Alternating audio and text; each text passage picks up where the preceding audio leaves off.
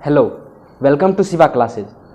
आज की इस लेक्चर में हम लोग क्लास 10th के संस्कृत प्यूषम द्वितीय भाग के पाठ संख्या 5 भारत महिमा के बारे में चर्चा करेंगे। तो इसमें दिया क्या गया है, सबसे पहले इस जो पाठ है, ये जो भारत महिमा जो पाठ है, इसमें दिया क्या गया है। तो इसमें हम देखते हैं भारत और महिमा यानी भारत की महिमा। ये जो पाठ है इसमें भारत की महिमा के बारे में चर्चा की गई है। तो चलिए हम शुरू करते हैं। आप लोग प्यूषम बुक को निकाल लें, पाठ नंबर 5 भारत महिमा। तो चलिए यहाँ पे पहले पाठ विशेष दिया गया है। पाठ विशेष में हम लोग देखते हैं अस्माकम देश भारतवर्षमिति कथ्यते, यानी अस्माकम यानी हमारा, देश मतलब देश, तो हमारा देश भारतवर्ष कथ्यते यानी कहलाता है। हमारा देश भारतवर्ष कहा जाता है, कहलाता है। उसके बाद है अस्य महिमा सर्वत्र गीयते, यानी इसकी महिमा, अस्य महिमा सर्वत्र, सर्वत्र मतलब सभी जगह गीयते यानी गाई जाती है। किसकी महिमा? तो हमारे देश भारत की। उसके बाद है पाठेस्मिन, यानी इस पाठ में विष्णु पुराणात भागवत पुराणात च प्रथमम द्वितीयम च कर्मशः पदम गृहीतम अस्ति, यानी पाठेस्मिन यानी इस पाठ में विष्णु पुराणात, विष्णु पुराण च भागवत पुराण यानी और विष्णु पुराण और भागवत पुराण के प्रथमम द्वितीयम च यानी प्रथम और द्वितीय पदो यानी पद गृहीतम अस्ति यानी ग्रहण की गई है। ये जो पाठ है इसमें विष्णु पुराण और भागवत पुराण के प्रथम और द्वितीय पद को इसमें लिया गया है।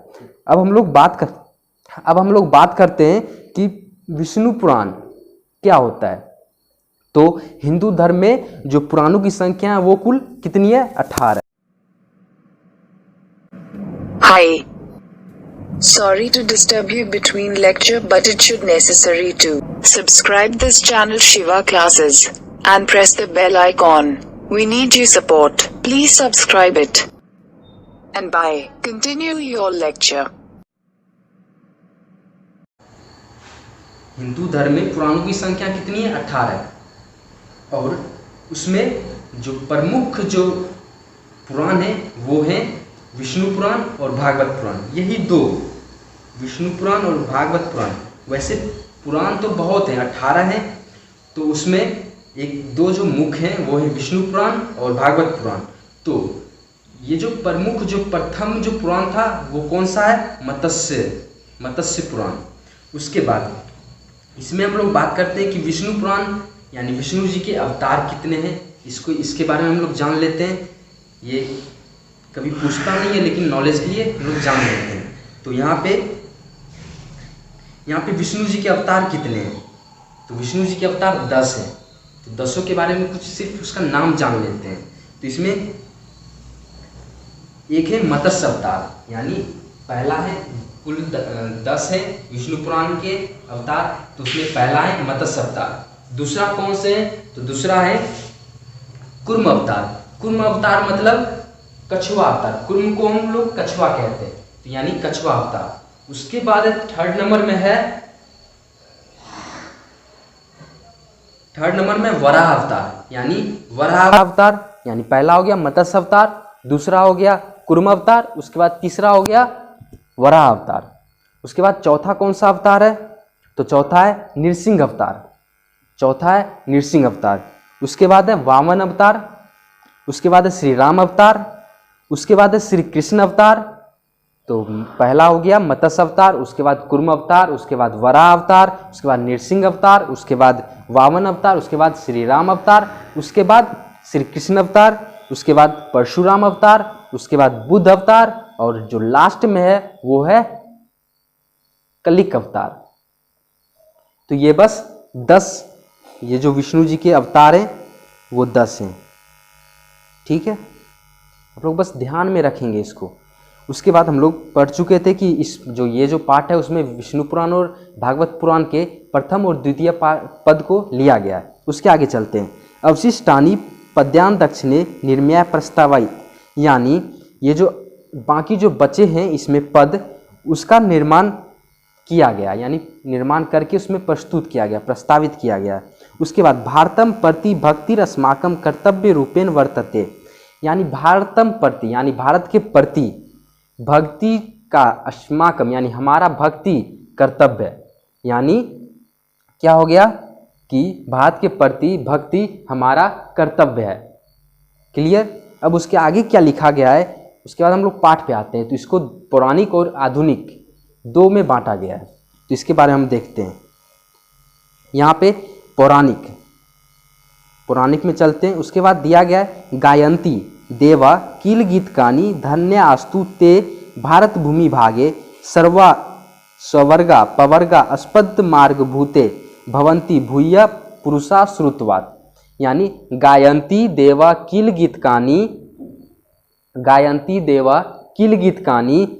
धन्य आस्तु ते भारत भूमि भागे सवर्गा पवर्गा अस्पद मार्ग भूते भवंती भूय पुरुषा श्रुतवात, यानी यह क्या कहा गया उसके बारे में देखते हैं। गायंती देवा किल गीतकानी, यानी देव लोग गीत गाते हैं, गुणगान करते हैं। किसका गुणगान करते हैं? तो धन्य आस्तु ते भारत भूमि भागे, यानी जो भारत की भूमि पर जन्म लेते हैं वो लोग धन्य हैं, ऐसा गुणगान करते हैं। कौन लोग गुणगान करते हैं? तो देव लोग।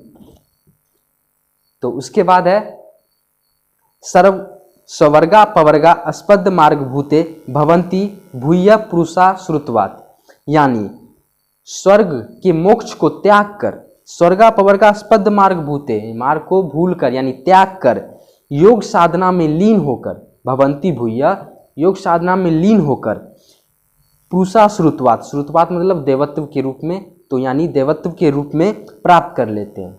कौन लोग प्राप्त करते हैं? तो भारत भूमि पर जो जन्म लेते हैं वो धन्य है, ऐसा देव लोग गुणगान करते हैं। उसके बाद क्या है? अहो अमिशाम किमकारी शोभनम, यानी देव लोग गुणगान करते हुए काफ़ी खुशी से कहते हैं अहो अमिशाम किमकारी शोभनम, ये भगवान के द्वारा ईश्वर के द्वारा किया गया कैसा अच्छा काम है। उसके बाद है प्रसन्न ऐसा स्वेदूत स्वयं हरि, और स्वयं हरि यानी स्वयं विष्णु जी भारत भूमि पर जन्म लेकर, उसके बाद यजर्म लब्धम निरसु भारत जीरे, भारत भूमि पर जन्म लेकर स्वयं हरि प्रसन्नित हैं, यानी प्रसन्न है। तो क्यों प्रसन्न है उसके आगे छंद में दिया गया है। मुकुंद सेवा योपिकम स्प्रियाहीना, यानी स्वयं हरि भारत के जो धन्य हैं उनको यानी सेवा करके सेवा के योग में आकर वो काफ़ी प्रसन्न है, काफ़ी खुश हैं। तो ये हो गया। उसके बाद आधुनिक में है। आधुनिक में क्या है कि इयम निर्मला वत्सला मातृभूमि प्रसिद्धम सदा भारतम वर्ष में तत् विभिन्ना जना धर्म जाति परवेदे रिहैकत्व भावम वहंतो वसंती। रिहैकत्व भावम, रिह मतलब एक हो गया यानी रहना, और एकत्व भावम यानी एकता के भाव में, ये हो गया। तो यहाँ इयम निर्मला वत्सला मातृभूमि, यानी यह मातृभूमि प्रसिद्ध है। यह जो मातृभूमि है प्रसिद्ध है। कौन सी मातृभूमि? तो हमारी भारत मातृभूमि वो काफ़ी प्रसिद्ध है। क्यों प्रसिद्ध है? क्योंकि यह पवित्र है। हमारी जो मातृभूमि है वो वत्सला है, पवित्र है। निर्मला है यानी स्वच्छ है, पवित्र है। वत्सला यानी ममतामयी है। Hi. Sorry to disturb you between lecture, but it should necessary to subscribe this channel Shiva Classes and press the bell icon. We need your support. Please subscribe it. And bye. Continue your lecture. उसके बाद विभिन्ना जना धर्म जाति परभेदे रिहेकत्व भावम वहंतो वसंती, यानी विभिन्न जना यानी विभिन्न लोग धर्म जाति परभेदे यानी धर्म और जाति का भेद किए बिना, यानी धर्म जाति परभेदे यानी धर्म और जाति का भेद किए बिना लोग यानी विभिन्न जो लोग रिहकत्व भावम वहंतो वसंती यानी एकता के भाव में रहकर वहंतो वसंती अच्छे से रहते हैं। उसके बाद है विशाला स्मृतिया धरा भारतीय। विशाला स्मृतिया यानी विशाल धरती, भारतीय यानी भारत विशाल धरती है, विशाल काय धरती है। सदा सेविता सागरव रम्य रूपा वनय पर्वत निर्झरे भर्वभूति वहंतियो भीरेशा शुभा चाप गावी। यानी विशाल स्मृतिया धरा भारतीय यानी हमारी जो मातृभूमि है, भारत जो भूमि है वो विशाल है, रमणीय रूप वाली है, शुभ स्वरूपा है और बहुत सुंदर ऐश्वर्य वाली है, इसके बारे में दिया गया है।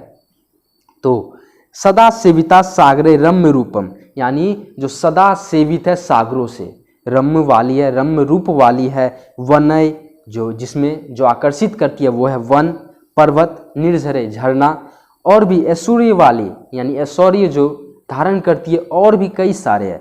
वहंतो भी रेशा शुभा चाप गावी यानी ये जो भारत भूमि है वो झरनों से तथा बहती हुई नदियों से सदा सेवित है, सागरों से भी सेवित है, ये सब दिया गया है। उसके बाद ये सब महिमा दिया गया है भारत के बारे में। उसके बाद जगत गौरवम भारतम शोभनीय सदा अस्माभिरे तथा पूजनीयम भवेद देशभक्ति समेषाम जनानाम पारदर्श रूपा सदा वर्जनीय। यानी जगत का गौरव यानी जगत का गौरव भारत शोभनीय है यानी शोभा लायक है, सदा अस्माभिरे तथा पूजनीयम यानी जो सदा पूजने के योग है, जो सदा पूजने के योग है, सदा अस्माभिरेत तथा पूजनीय जो सदा पूजने के योग है। भवेद देशभक्ति समेषाम जनानाम सभी लोग यानी भवेद देशभक्ति समेषाम जनानाम यानी सभी लोग, समेषाम जनानाम सभी लोग, सदा यानी समेषाम तो सदा, भवेद देशभक्ति यानी देशभक्ति के लिए, परादर्श रूपा सदा वर्जनीय जो आदर्श रूप होकर हमेशा तत्पर रहते हैं। इसीलिए तो ऊपर में ही कहा गया है कि देवलोग यानी देवलोग गुणगान करते हैं किनका, तो जो भारत के भूमि पर निवास करते हैं। तो उसके बाद यहाँ पे हमारा जो पाठ होता है वो ख़त्म होता है। तो आप लोग देखते रहिए शिवा क्लासेज। अगर और भी कुछ प्रॉब्लम हो तो आप प्लीज़ नीचे जाके कमेंट जरूर करें, अपने मित्रों के बीच शेयर भी करें ताकि आप लोगों के मित्रों को भी काफ़ी आसानी हो। मैं हमेशा चाहता हूँ कि आप लोगों को बस अच्छी नॉलेज पहुँचती रहे। तो आप देखते रहिए शिवा क्लासेज। धन्यवाद।